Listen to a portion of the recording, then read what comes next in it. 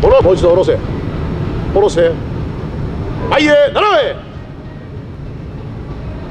ダブルへ更新をしてもらう。足踏み始め。ヘッシュヘッシュ前へシュー肘指先しっかり伸ばすぞ。ヘッシュヘッシュヘッシュヘッシュヘッシュヘッシュヘッシュヘッシュ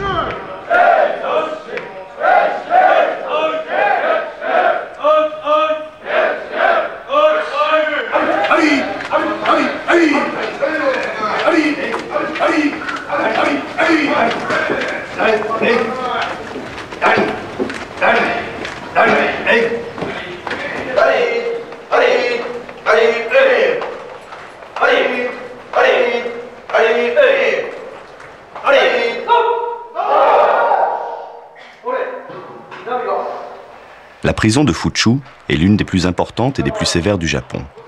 Elle n'est pas une prison modèle et le traitement pénitentiaire qui y est appliqué est tout à fait représentatif des pratiques courantes dans les autres prisons du pays.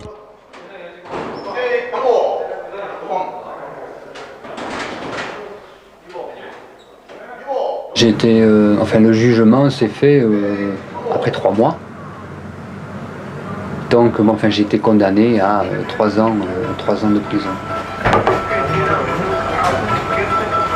Donc les contacts ils se faisaient dans ce quartier à Changchun qui est l'antre du business pour les Indiens, les Népalais, Pakistanais.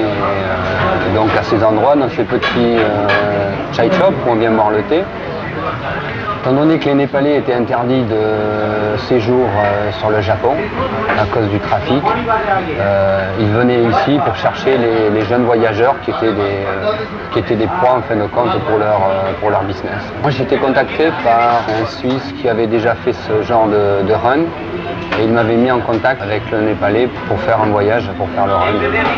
Ça te rapportait combien? C'était 1000 $, américains. On est monté dans la chambre ensemble. Là, c'est allé très vite. Je me suis déshabillé, ils m'ont ceinturé avec de l'adhésif, le kilo de hashish. Là, j'ai sauté dans le taxi, je suis parti. Et arrivé à l'aéroport, j'ai même pas eu le temps d'enregistrer mes bagages. Je suis monté direct dans l'avion avec mon sac.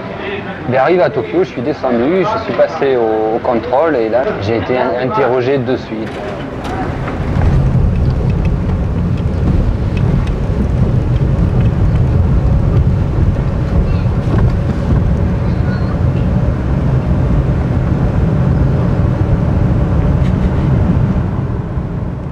Je viens de Toulouse et j'ai arrêté mes études, j'ai entrepris de voyager pour compléter un peu ma culture et notamment mon anglais.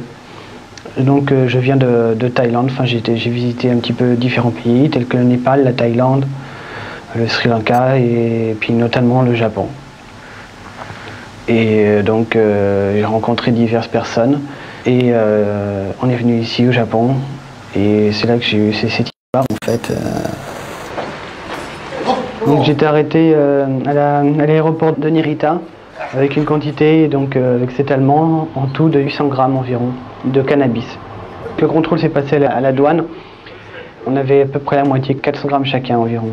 Lui, il les était donnés dans ses chaussures, enfin à ma grande surprise, parce qu'il devait l'avaler normalement, et moi je l'avais dans l'estomac.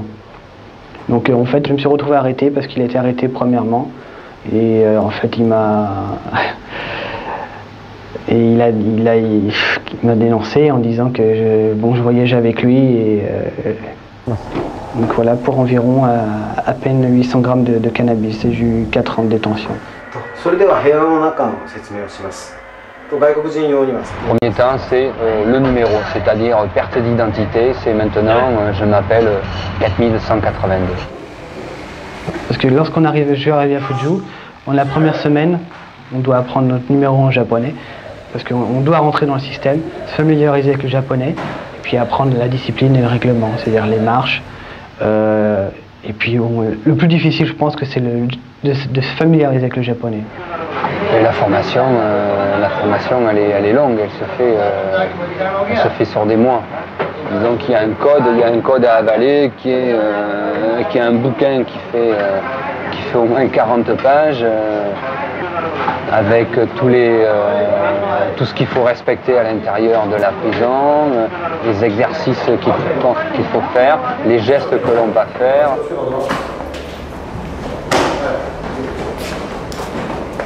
Extrait du règlement de la prison de Fuchu. Avant-propos. À dater de ce jour, vous êtes incarcéré à la prison de Fuchu. Ici, plus de 2000 personnes purgent leur peine et doivent vivre ensemble. C'est pourquoi l'ordre et la discipline doivent y régner. Il est en effet impensable que chacun en fasse à sa guise. C'est dans cet esprit que les règles, qui sont plus nombreuses que celles de la vie normale, ont été définies. Cette brochure explique ce qu'il faut savoir et respecter pendant le séjour carcéral. Pour vous éviter des problèmes, il vous appartient de lire ce document jusqu'à la fin. Je souhaite que cette brochure vous permette d'effectuer un parcours sans encombre et que lorsque vous quitterez cette prison, vous serez devenu une personne socialement normale.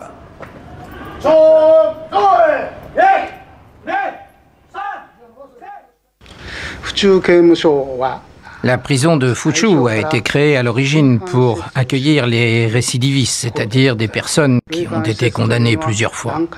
Et donc les gens que l'on reçoit ici sont en quelque sorte triés sur le volet.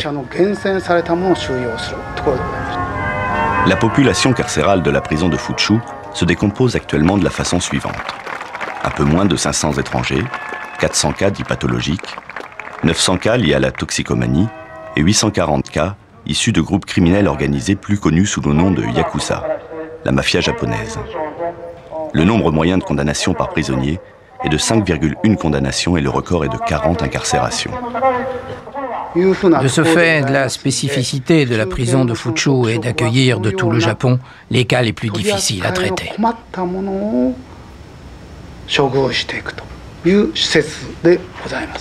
Donc l'organisation dans la cellule, elle est très stricte. C'est-à-dire, bon, à l'époque où moi j'étais, on était 300 étrangers.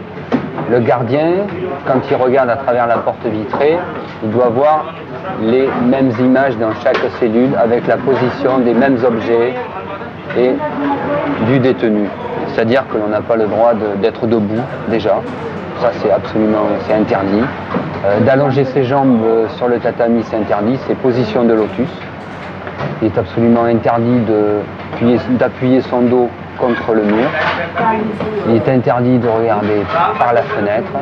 C'est-à-dire on doit être à l'intérieur de sa cellule, à son poste de travail, sur sa table, et être occupé à une activité intellectuelle. C'est-à-dire travailler la langue, lire, mais absolument interdit d'être oisif.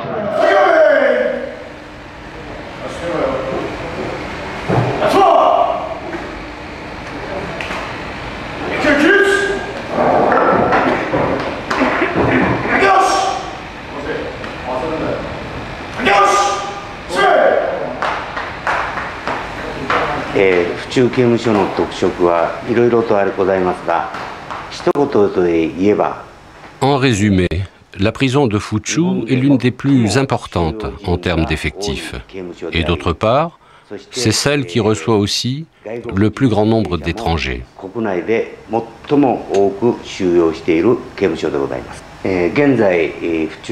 La capacité de la prison de Fuchu est de 2600 places. Mais aujourd'hui, nous avons environ 2300 prisonniers.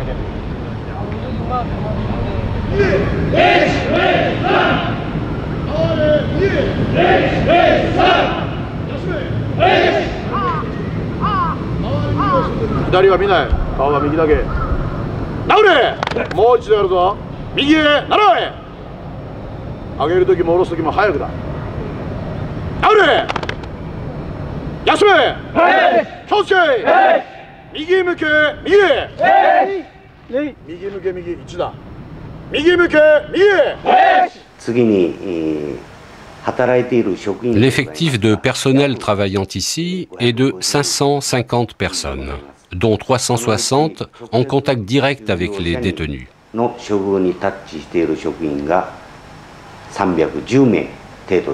Le traitement de la prison de Fuchu n'a rien de particulier, parce qu'au Japon, la prison vise essentiellement la réhabilitation des individus.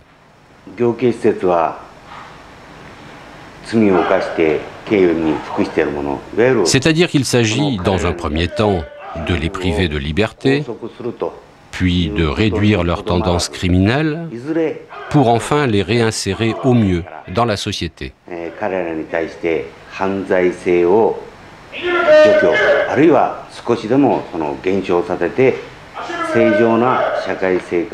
Notre rôle ici est de les aider, et notre principal objectif est de les empêcher de récidiver.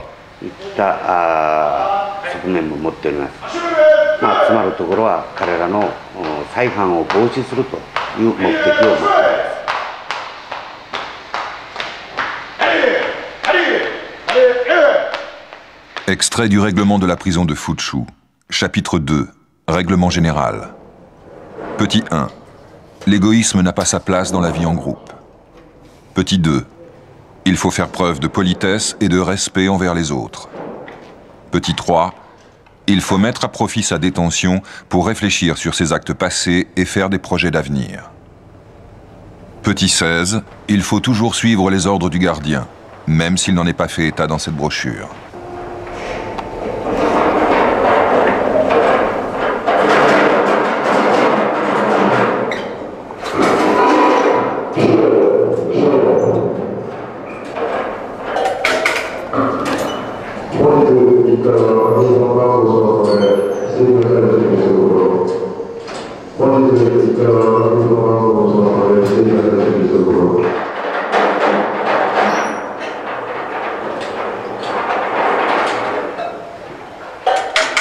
Là, il y a un code très strict où le matin, il y a la distribution des repas, tout est minuté et secondé. L'appel, où l'on dit son numéro, le repos où on refait son lit, qui est plié comme à l'armée, tant de centimètres sur tant de centimètres, la serviette qui ne doit pas dépasser d'un centimètre d'un bord, les étagères rangées, il est absolument interdit d'aller toucher au robinet d'eau, il est interdit de se laver les dents à l'extérieur des données. Tout est vraiment structuré et minuté dans les faits et dans les gestes.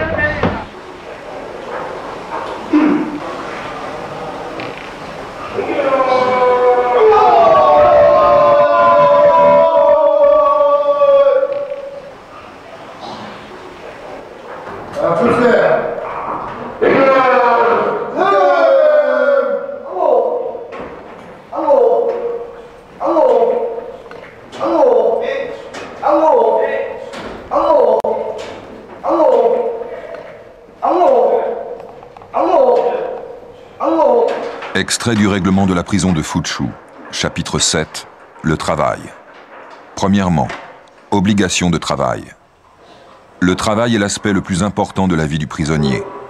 Même dans la vie sociale, travailler apparaît normal et fondamental.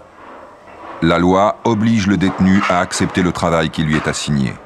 C'est pourquoi, même si le travail assigné ne correspond pas aux souhaits du détenu, il doit néanmoins travailler consciencieusement et avec ardeur. Le refus de travailler, la nonchalance au travail ou le fait de demander à changer de travail sont des actes qui vont à l'encontre de cette obligation et qui, par conséquent, sont hautement répréhensibles. Le travail étant imposé par la loi, il appartient au détenu de faire les efforts nécessaires et de rechercher du plaisir dans son travail.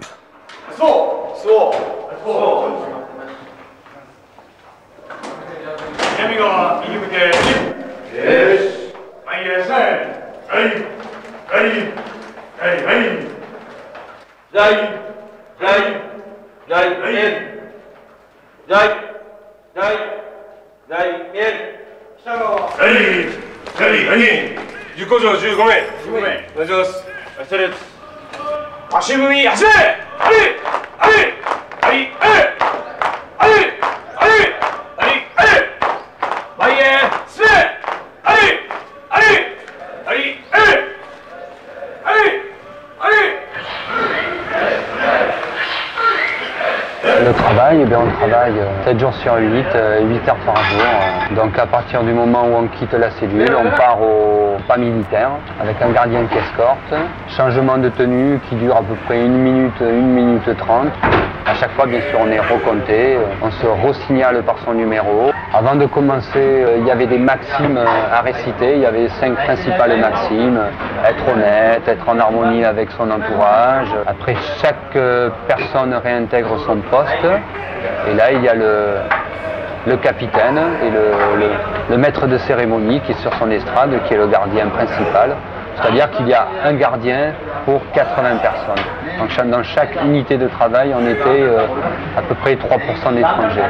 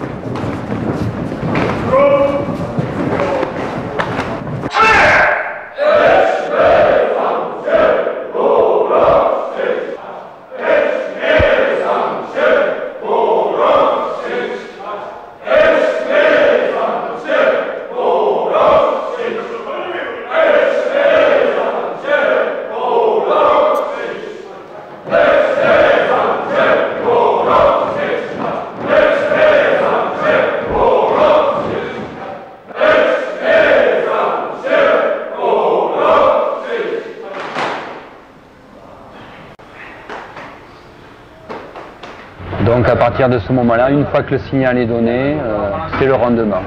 C'est-à-dire que tout ce que l'on fait est enregistré, son rendement de travail est enregistré, sa tenue, bien sûr il est absolument interdit de faire un geste, de regarder par les fenêtres, soit de discuter avec son voisin, c'est vraiment, on doit produire.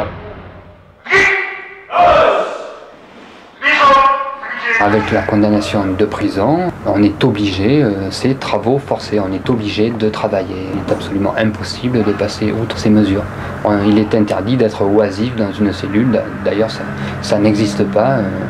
On est formé pour le travail, pour devenir quelqu'un de productif.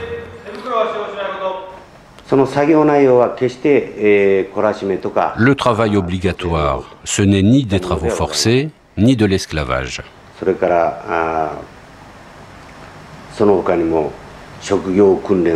On leur enseigne des techniques et à travers cela, ils acquièrent les connaissances et la pratique nécessaires à l'exercice d'un métier.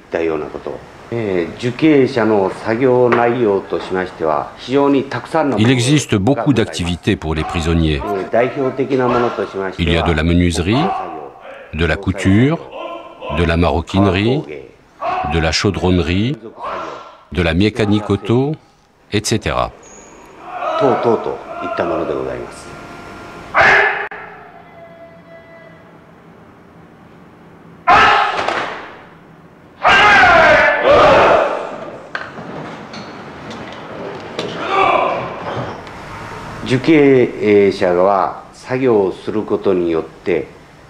Au Japon, les prisonniers ne touchent pas de salaire.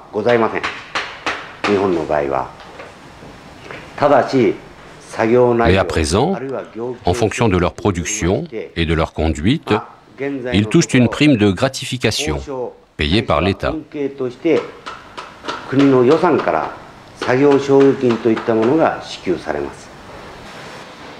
Le salaire est symbolique puisque moi, au bout de 2 ans, je gagnais 40 francs. Et ces 40 francs étaient réinjectés dans le système de la prison. On payait nos brosses à dents, le savon, le dentifrice, le papier pour le courrier. Je pense que, disons que la première semaine est quand même intensive, parce qu'en fait on apprend tout, à se tenir, à marcher, à s'asseoir, à manger, à saluer. On apprend le respect envers l'officier, le respect envers nos co-détenus. On doit tout réapprendre, on est obligé de rentrer dans un système, dans le système de cette prison, le système militaire, le système culturel, parce qu'on apprend tout On doit faire face à cette culture.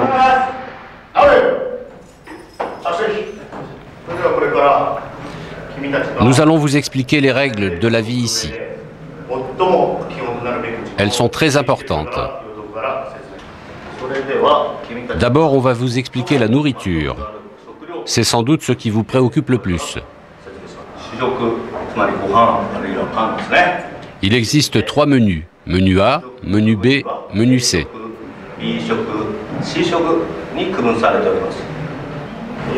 Le menu A contient 1650 kilocalories.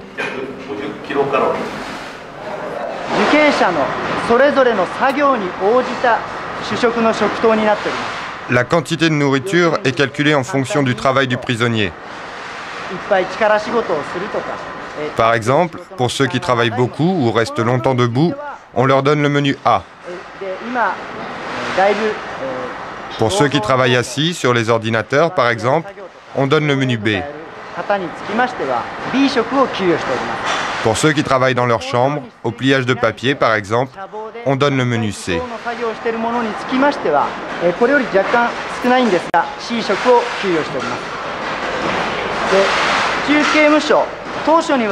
Ici, à la prison de Fuchu, il y a aussi beaucoup de prisonniers étrangers.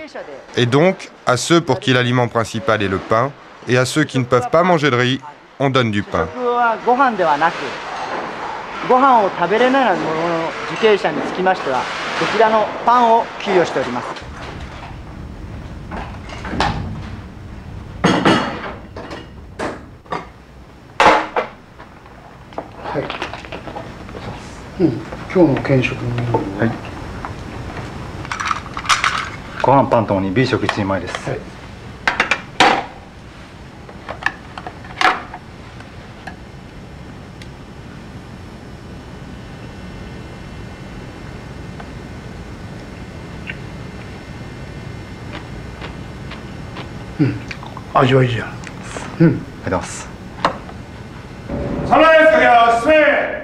Alors le déjeuner, donc midi moins le quart, on arrête les machines, contrôle que tous les outils soient à leur place, on se met en rang et donc on va s'installer dans le réfectoire. Et là on a un quart d'heure pour manger avec interdiction de parler bien sûr. Donc ça se passe, le bruit c'est juste la mastication des mâchoires comme les Japonais savent très bien le faire. Faim? Non, je n'ai pas eu. De toute façon, c'est pas la principale source d'inquiétude, la nourriture, parce que je crois qu'au bout d'un moment, ça sort de la tête. D'ailleurs, c'est pas très bon. Hein. Je veux dire, la nourriture, ça n'a pas de goût. C'est du basique, on mange parce qu'il faut manger. Normalement, il y a la quantité nécessaire, mais c'est pas primordial, quoi. Je veux dire, c'est pas l'inquiétude essentielle. Il y a ce qu'il faut pour manger, c'est tout. Donc quand le repas est terminé, on vide ses bols. Bien sûr, il est interdit de gaspiller.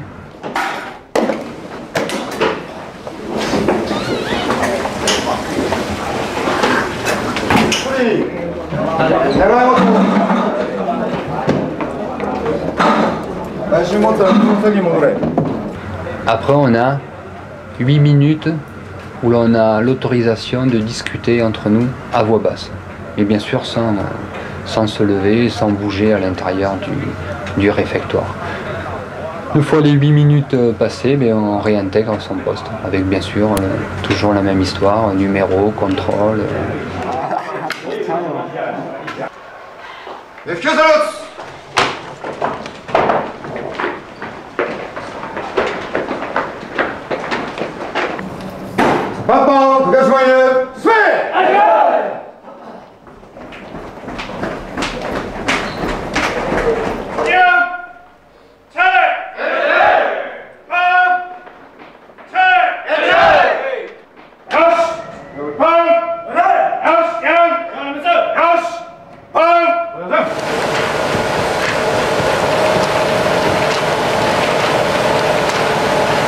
Quand on arrive et que l'on voit ce système, ça surprend parce que on se dit mais je deviens un robot, je suis formé pour être un robot, je n'ai plus d'identité, je ne porte plus de nom, je n'ai qu'un numéro, tourne à droite, tourne à gauche, va tout droit, plie en métal, soude, marque combien tu as soudé, voilà, on est réduit à être un robot.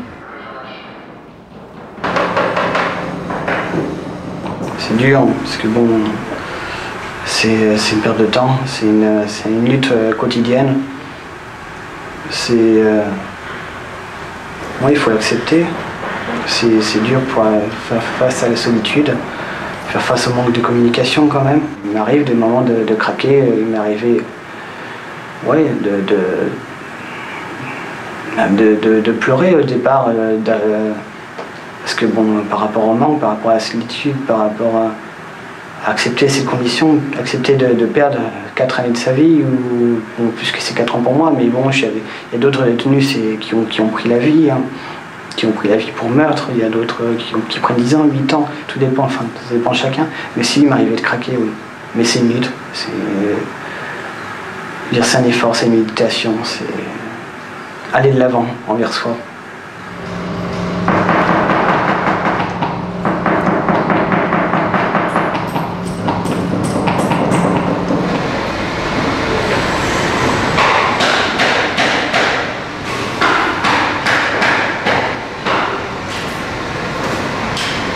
Ça m'a toujours impressionné, c'est de voir qu'il y avait un gardien pour 100 détenus. Alors qu'à l'intérieur, ce sont les yakuza, les gens les plus dangereux, la mafia japonaise.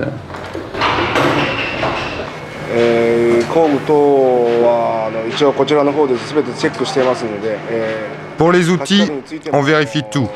Et le système d'emprunt fonctionne très bien.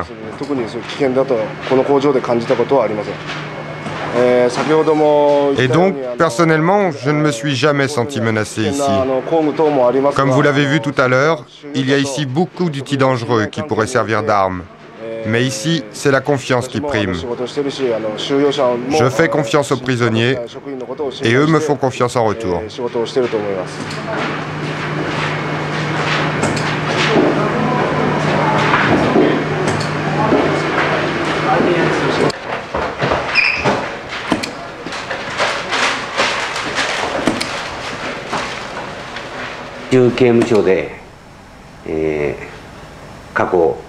Il y a très longtemps que nous n'avons pas eu d'incident, de violence ou même d'évasion, parce que le personnel applique très rigoureusement le règlement.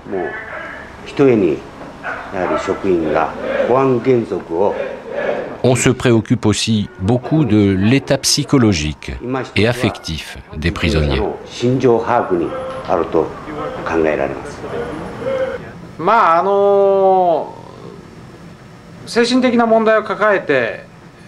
On peut avoir ici des prisonniers qui ont commis des crimes pour des raisons liées à un état mental pathologique.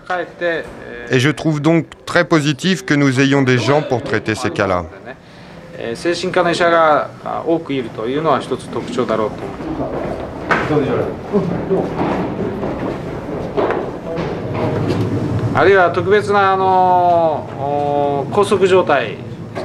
Lorsqu'il y a des prisonniers que l'on est obligé d'entraver, je surveille leur santé car souvent ils font la grève de la faim.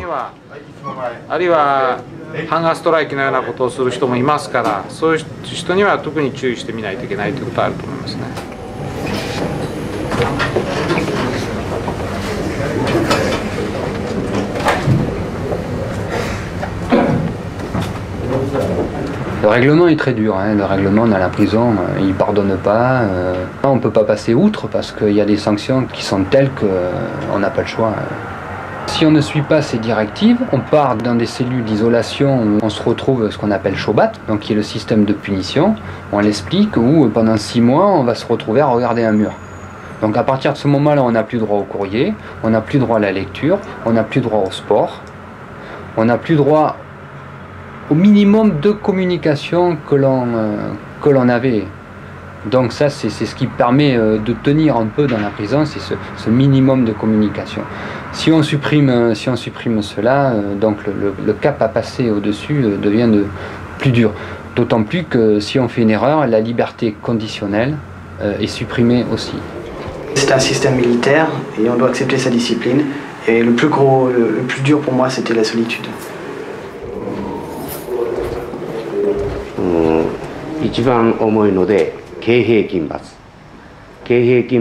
La punition la plus sévère consiste à méditer toute la journée, assis, genoux serrés.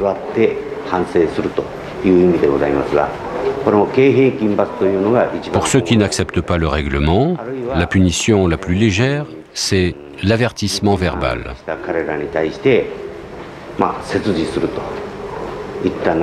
Et à partir de là, il y a 10 échelons de punition.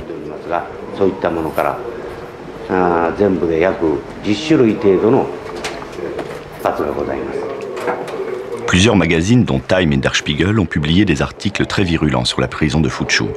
Ces articles se fondent essentiellement sur des témoignages d'anciens détenus qui poursuivent en justice l'État japonais en raison des traitements subis durant leur détention. Amnesty International s'est saisi du problème et écrit à ce sujet: Comme d'autres organisations indépendantes de défense des droits humains, Amnesty International n'a pas été autorisé à se rendre auprès des prisonniers pour vérifier leurs allégations de mauvais traitements. On a également empêché l'organisation d'inspecter les cellules de protection, le quartier de la prison où des châtiments abusifs seraient appliqués. En effet, le secret qui entoure tous les aspects de l'administration pénitentiaire au Japon contribue à offrir un terrain propice aux violations des droits humains. Nous n'avons pas non plus été autorisés à filmer ni à visiter ces fameuses cellules de protection appelées Ogobo. Le Ogobo n'est pas une punition. C'est une cellule dite de protection. Pour y être assigné, il y a certaines conditions. Par exemple, ceux qui hurlent tout le temps, ceux qui ont des comportements violents, ou ceux qui ont des tendances suicidaires, on les place dans les Ogobo pour leur propre protection. Le Ogobo n'est donc pas une punition.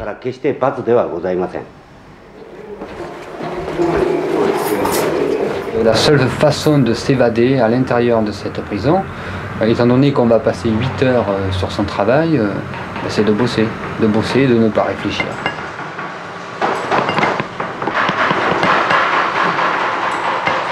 Personne n'est armé, il y a juste des bâtons. C'est-à-dire que bon, tous les gardiens sont au minimum ceinture noire de kendo ou d'aïkido, tout le monde maîtrise les arts martiaux dans cette prison. Mais il n'y a pas d'armes, non, il n'y a pas de pistolet, il y a juste des matraques.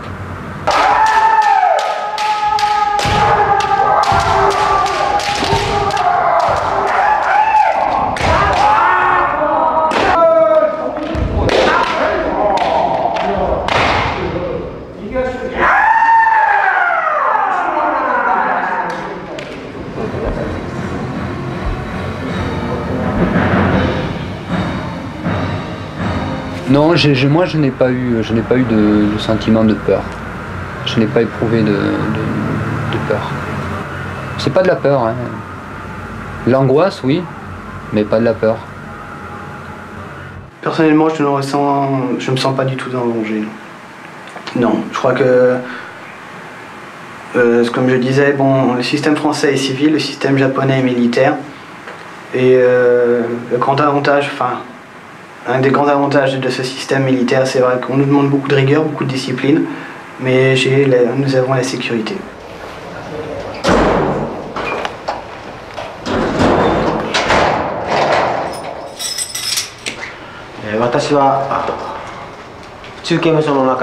À Fuchu, j'ai le grade de lieutenant et j'occupe le poste d'instructeur.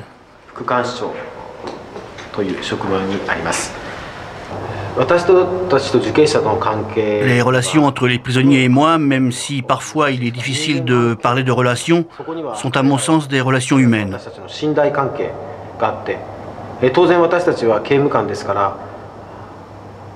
Il y a une relation de confiance, mais cette confiance doit s'accompagner de vigilance.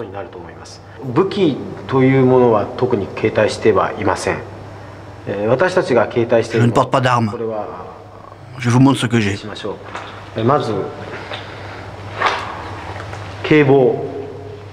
Par exemple, ça, c'est un kebo. Il y en a aussi en bois.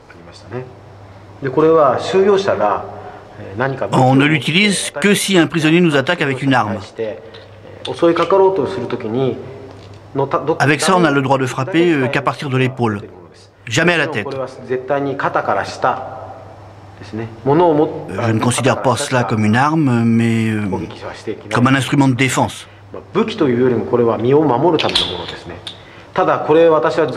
Je le porte tous les jours, mais en 18 ans, je ne l'ai jamais utilisé et je n'ai jamais vu de collègues l'utiliser non plus.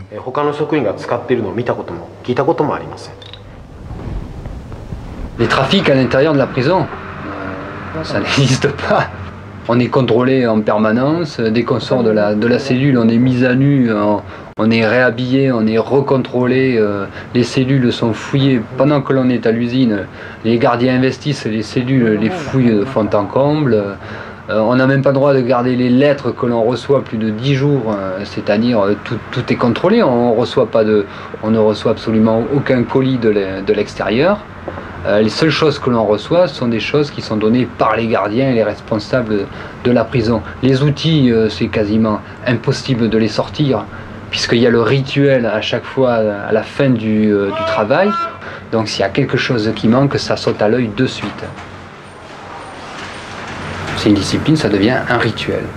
C'est-à-dire la contrainte, c'est comme les moines quand ils se lèvent tous les jours à 4 h du matin, qui mangent un bol de riz. Au début c'est peut-être une discipline, mais à la fin ça ne doit plus en devenir une. Pour moi, marcher ou pas, lever les jambes, oui, si ça leur faisait plaisir, je levais les bras, les jambes, mais bon, dans ma tête, mon cerveau il était là, et puis il pense à autre chose, et puis il fait avec, et il compatit, et il analyse, et il vit avec cet entourage. C'est pas le pire, marcher au pas. Moi j'en rigolais, enfin à la fin, on disait tiens, c'est Fuju Disco, 1, 2, 3, on fait le pas, on va à la discothèque. C'est à la fin, même on plaisante avec.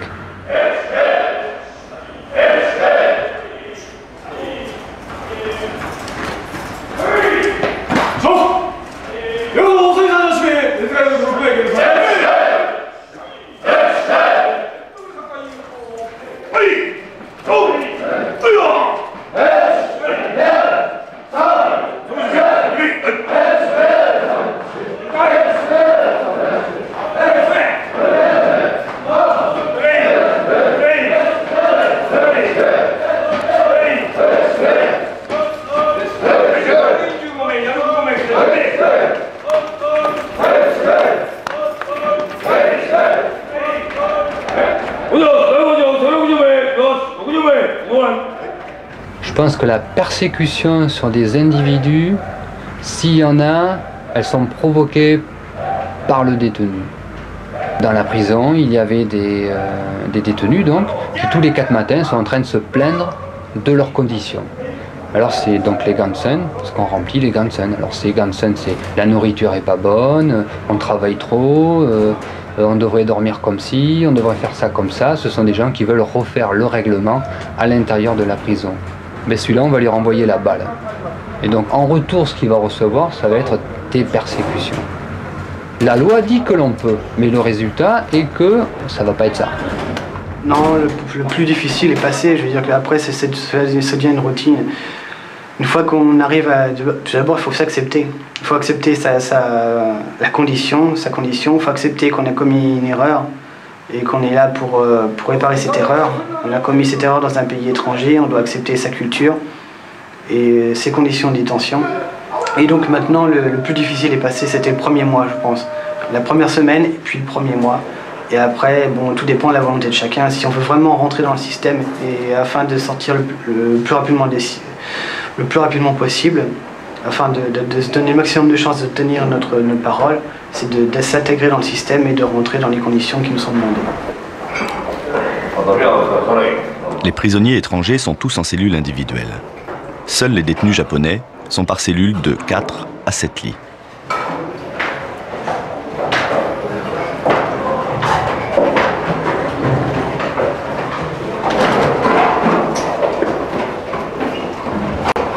La situation est acceptable. Il faut vouloir l'accepter. Si on ne veut pas l'accepter, elle devient très dure, elle peut être très pénible. Elle peut être très pénible parce que bon, elle est militaire, elle demande une certaine rigueur et il faut l'accepter. La meilleure façon de s'en sortir, c'est d'accepter.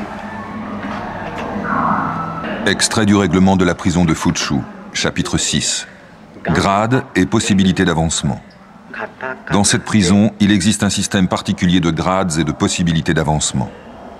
La conduite du prisonnier et son mérite au travail sont récompensés par des avancements de grade qui sont au nombre de 4. Plus le prisonnier est gradé, moins les règles le concernant sont rigoureuses. En même temps, il acquiert plus de liberté, mais également plus de responsabilité dans sa conduite et ses actes quotidiens. Le règlement est fait qu'on contrôle l'individu de A à Z, on contrôle ses pensées, on contrôle ses envies, on contrôle, voilà, on contrôle son cerveau.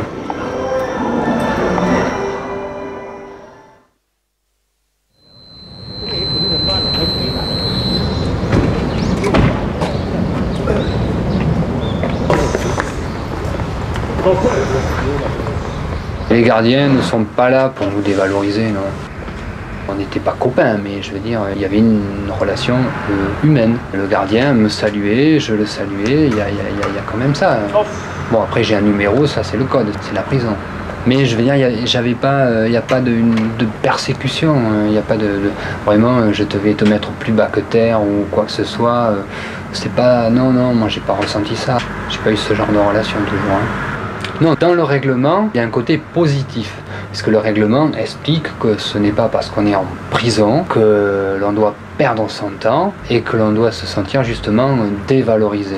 Le règlement stipule qu'au contraire, il faut positiver. Il faut essayer d'être créatif. Bon, créatif c'est un bien grand mot, mais d'être quand même, de se sentir exister. Extrait du règlement de la prison de Fuchu. Chapitre 9.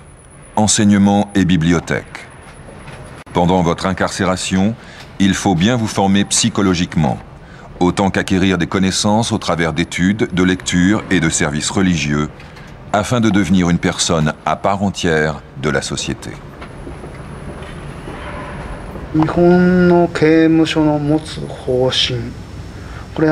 Le principe du système de traitement pénitentiaire japonais fait aujourd'hui face à de nombreux problèmes. L'un d'eux est l'augmentation importante de prisonniers étrangers.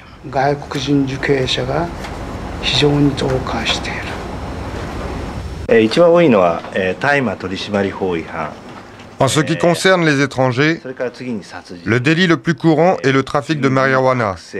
La deuxième raison d'incarcération est le meurtre. Ensuite viennent le trafic d'héroïne et le vol. Et enfin, le cambriolage. Notre travail principal est la traduction et l'interprétation de tout ce qui concerne les détenus étrangers. Extrait du règlement de la prison de Fuchu, chapitre 13. Visite et courrier. Petit 3. Le courrier, au départ comme à l'arrivée, est soumis à la censure.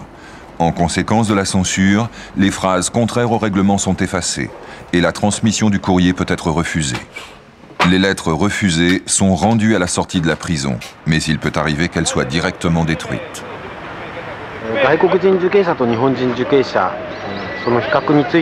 Si l'on compare les comportements entre détenus japonais et détenus étrangers, je ne vois pas de différence.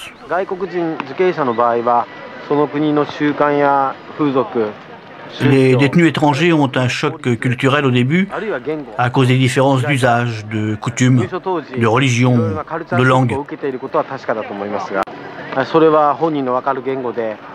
Nous essayons de résoudre ces problèmes dans leur langue. Pour moi, un bon détenu, c'est celui qui ne récidive pas, qui pour cela s'est forgé une conscience et un esprit fort.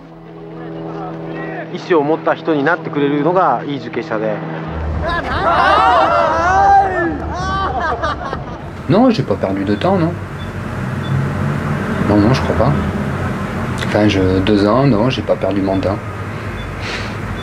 C'est, moi, je le conçois un peu comme on en tire toujours quelque chose. Je compare un petit peu quand je réfléchis, quand on voit les moines bouddhistes qui ont passé 6 ans, 7 ans en cellule d'isolement, qui ressortent avec une certaine philosophie, une certaine vision de la vie et qui avancent vers autre chose. Pour moi, 2 ans, c'est 2 ans de ma vie, mais justement, j'ai essayé d'apprendre et d'en tirer une grande expérience. Moi, je l'ai pris comme une vie monastique. J'ai l'impression de surmonter, oui. Et je vais faire en sorte de le surmonter. C'est une construction intérieure. Je veux sortir plus fort et lutter, je veux vaincre. C'est une lutte intérieure.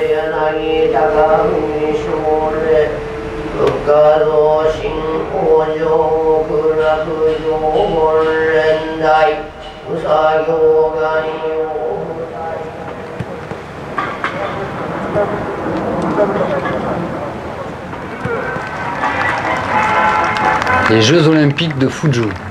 Alors les Jeux Olympiques commencent par une sélection. Donc pendant la demi-heure de sport que l'on a sur la semaine, il y avait 3 jours donc de sport, 3 demi-heures dans la semaine et 2 douches d'une demi-heure. Donc voilà.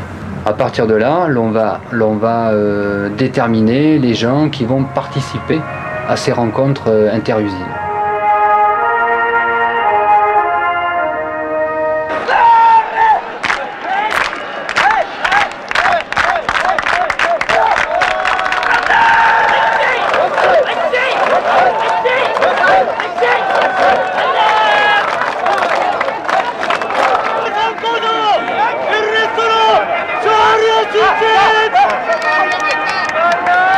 La motivation et la préparation psychologique qui se fait aussi pendant les heures de sport. Donc il va y avoir le gardien qui va motiver, entraînement forcé, chronométrage, inscription des temps, et puis on joue le jeu parce que c'est le jeu de jouer. On ne le fait pas en dilettante, on essaye de le faire vraiment comme si on était un sportif de haut rang et de se donner à fond aussi dans l'épreuve sportive. Donc on prend ça vraiment à cœur et très au sérieux, même si à la fin on gagne une savonnette ou une brosse à dents. Ça c'est la règle primordiale chez les Japonais, pour quoi que l'on fasse, il faut savoir se donner, il faut savoir donner de soi.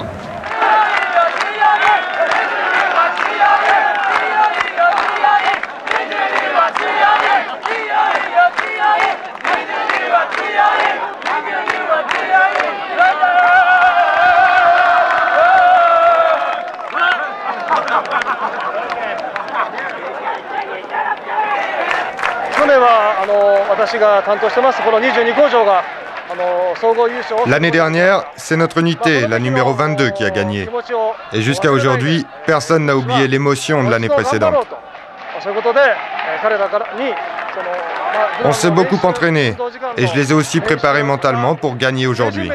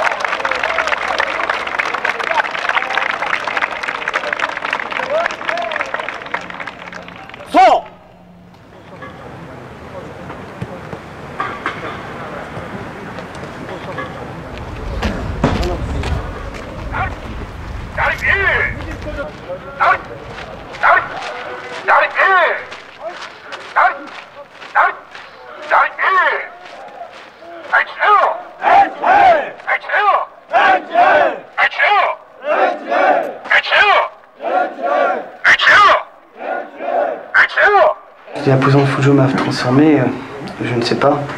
Elle m'a apporté cette rigueur, déjà une discipline avec moi.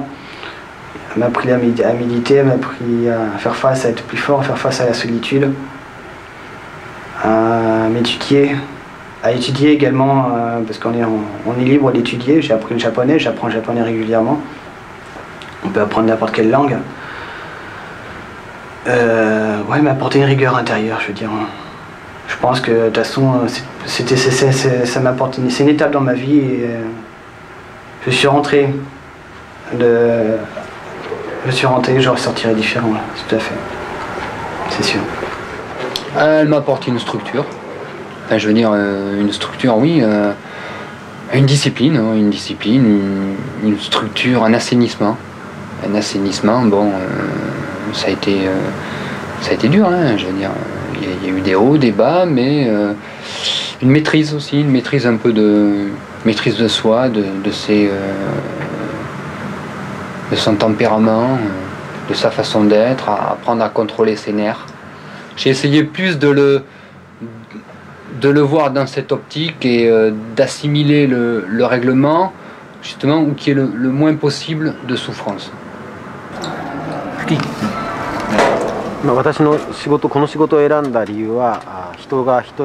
J'ai choisi ce métier parce que je voulais aider les gens.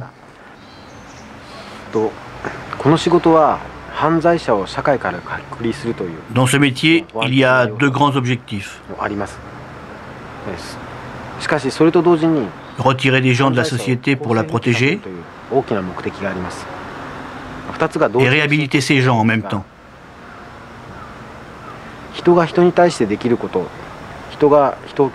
L'objectif dont je vous parle est donc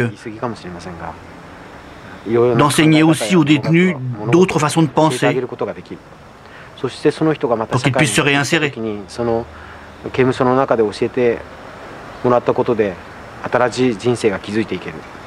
Si par exemple un détenu fonde une famille, éduque un enfant, la relation humaine que nous avons élaborée construit le futur et se poursuit à travers le temps.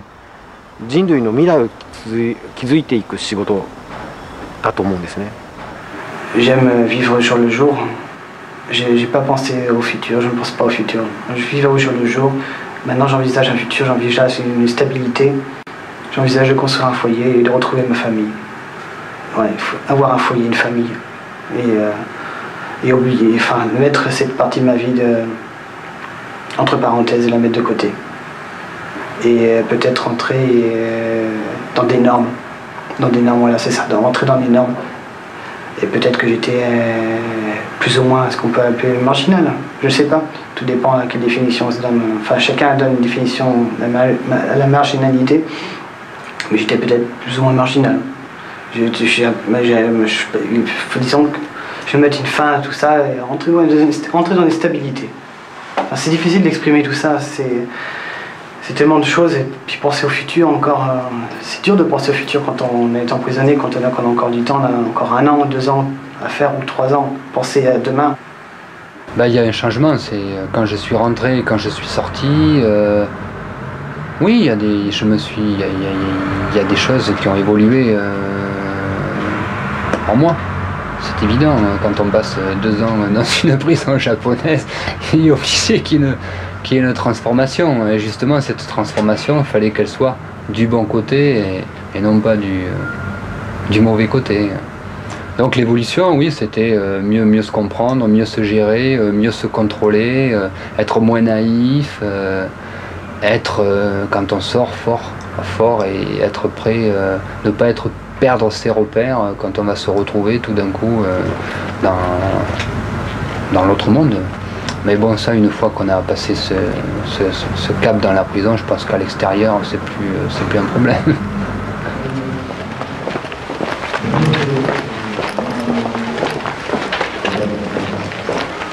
Extrait du règlement de la prison de Fuchu, chapitre 10. Conduite et récréation. Troisièmement, activités sportives et rencontres festives. Petit b. Afin de divertir et de rendre la vie plus agréable, mais aussi pour développer le sens de la discipline, l'esprit d'entente cordiale et le sens de la responsabilité à travers des activités collectives, sont organisées régulièrement des séances de cinéma et de théâtre, ainsi qu'une fête sportive. Il est donc recommandé d'y participer activement. Petit c. Avis aux participants. Pendant les fêtes, il est interdit de commettre des inconvenances telles que des huées, des applaudissements, des rires et des cris excessifs.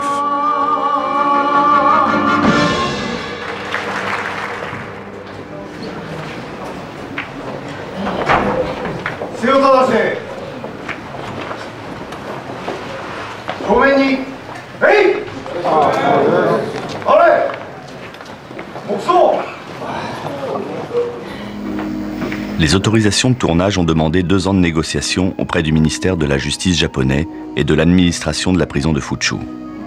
Si lors de cette négociation nous avons refusé formellement de soumettre le film à une quelconque censure, nous avons par ailleurs accepté d'ajouter en épilogue 3 minutes de droit de réponse, au cas où l'administration pénitentiaire japonaise se sentirait injustement dépeinte dans notre film.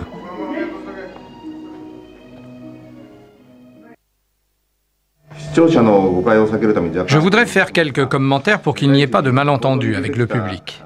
Au début, il y a ce témoignage de l'ancien prisonnier français, mais entre ce qu'il raconte et la réalité, il y a une distance. Il y a presque 10 ans qu'il est sorti et depuis, beaucoup de choses ont changé. Et même lorsqu'il était encore en prison, les choses n'étaient pas exactement comme il le raconte. Il y a des exagérations et des malentendus. Nous sommes gênés que vous croyiez tout ce qu'il raconte. Il y a un grand malentendu lorsqu'il dit qu'il ne peut pas étendre les jambes sur le tatami ou qu'il ne peut pas utiliser le robinet à sa guise et qu'il ne peut pas se brosser les dents librement. Il dit qu'il doit plier son futon comme à l'armée, qu'il doit marcher comme à l'armée. Il emploie beaucoup le terme d'armée, mais personnellement, je ne pense pas que ce soit le mot adéquat.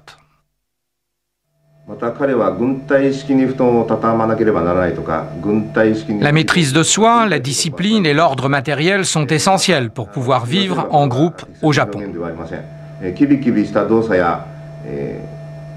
Ce comportement est même obligatoire dans les écoles et dans les entreprises. Cela n'a aucun rapport avec l'armée.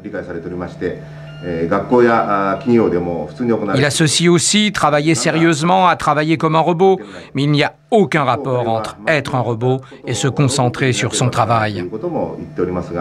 Et je pense que même dans les entreprises privées, le bavardage inutile est interdit. En plus, développer des habitudes sérieuses de travail est indispensable pour devenir un bon citoyen. En tant qu'officier de cette prison, il est normal de les former de cette manière pour leur permettre de se réhabiliter.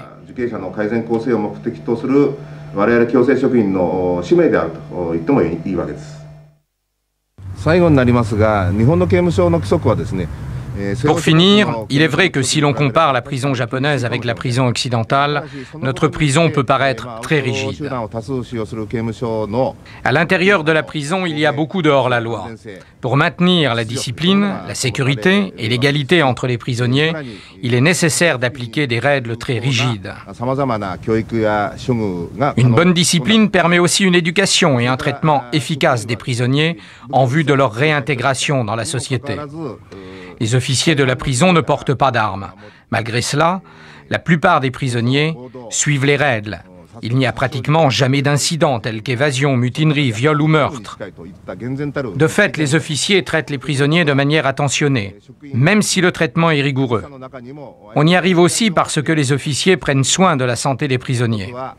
On attache beaucoup d'attention aux conditions de vie, telles que les vêtements, la nourriture, l'espace de vie, la santé et l'hygiène.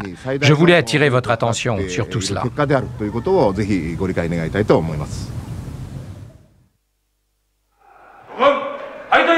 L'administration de la prison de Fuchu nous a par ailleurs demandé de préciser que quelques mois après le tournage, certaines pratiques avaient cessé, et que par conséquent notre film n'était plus une représentation fidèle de la réalité. Notamment, la récitation des 5 principes répétés en chœur au début et à la fin du travail n'aurait plus cours. De même, la discipline se serait assouplie et lors des déplacements, les détenus ne seraient plus tenus de balancer les bras à 90 degrés, mais seulement à 45 degrés par rapport à la verticale.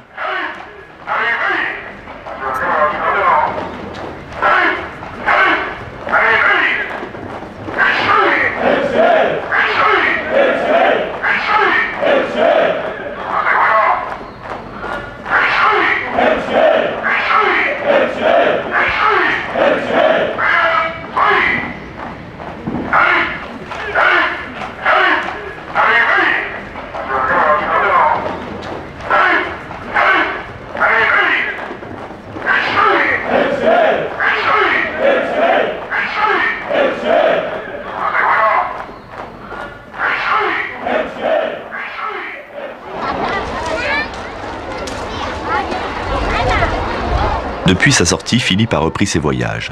Il vit maintenant de ses reportages photos et de sa connaissance des minorités chinoises. Il recherchait dernièrement des vêtements brodés anciens pour le compte d'un musée parisien. Cyril est sorti presque 1 an jour pour jour après notre interview. Il aura passé à la prison de Fuchu 2 ans, 10 mois et 3 jours. À notre dernière rencontre, il nous a dit que désormais tout irait bien pour lui. Salut.